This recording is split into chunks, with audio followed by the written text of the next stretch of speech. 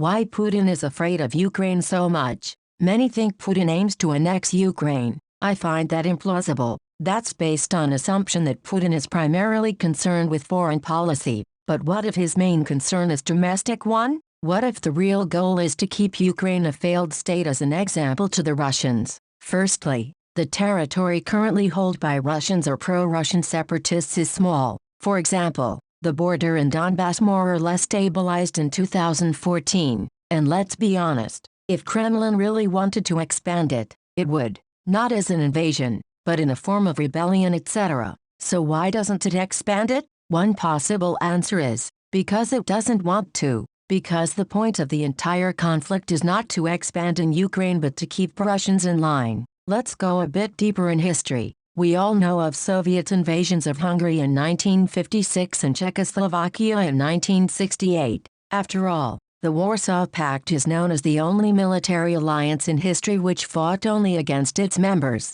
But why there was reprisals against Romania? Romanian leaders, both Ceausescu and his predecessor George Dej, behaved very independently. Their policies were known in Russian as an osobnikers, different particular course, not in line with the policies of Moscow. They were quite disobedient. This was partially economy motivated. Soviets wanted to increase economic integration of socialist camp. Romanians accused them of trying to make a raw materials appendage out of Romania. They wanted full economic independence. Even when dealing with the capitalist countries, they were also political. Bucharest objected against Warsaw Pact forces being commanded by Soviet generals, objected against Non-Proliferation Treaty. Why can't we have nukes? 2. In 1968, Soviets raised huge demonstrations against Soviet invasion of Czechoslovakia. In socialist camp, Romania was a constant troublemaker. They established diplomatic relations with FRG.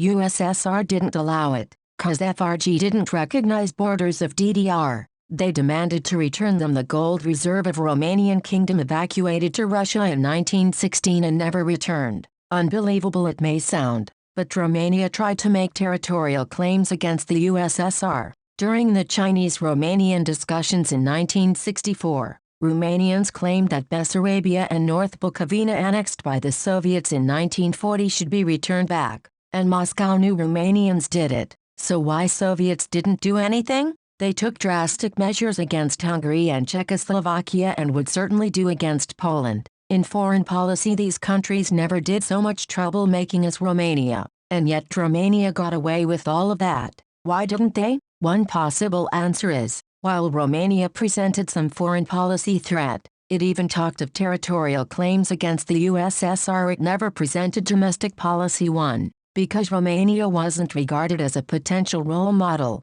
as a positive example by anyone in the USSR. From the perspective of Soviet PPL, Romania was very much like the USSR, just inferior. We have God Emperor, they have God Emperor. We have abject poverty, they have abject poverty. We have KGB, they have Securitate. Nobody in the USSR ever said I wish we were more like Romania, so the Romanian regime was spared. Because it wasn't so much different and thus couldn't be regarded as a potential alternative to the Soviet order. Meanwhile, political transformations in Hungary and in Czechoslovakia were too dangerous in the context of Soviet domestic policy. Imagine that these countries would work on different political principles, with broader political participation and allow diversity of opinions, and they'd be still functional. They wouldn't fall in chaos. That would be considered a positive alternative by very many in the USSR. In fact, even those who supported Soviet system, believing it is their protection from chaos and disorder, could see that the alternative is possible and totally functional. So the public opinion within the USSR would drift in the direction of these new role models. Czechoslovakia was more dangerous than Hungary for cultural reasons. Czechoslovakia is Slavic, less language and culture barrier, and thus it's more of a reference group. Russians would more naturally compare themselves with Slavic countries than with non-Slavic ones like Romania. Poland was much more dangerous than Czechoslovakia. Historical connections much closer, culture and language more similar. Poland was historically considered by many as a sort of alter ego of Russia, and thus everything happening in Poland was super relevant. And what is happening in Ukraine is most relevant of all. Many observers correctly claim that much. Well, Honestly speaking, most of Ukraine is Russian-speaking. By my observations, actual zone of Russian is bigger than shown here, certainly includes Kyiv, but it goes both ways.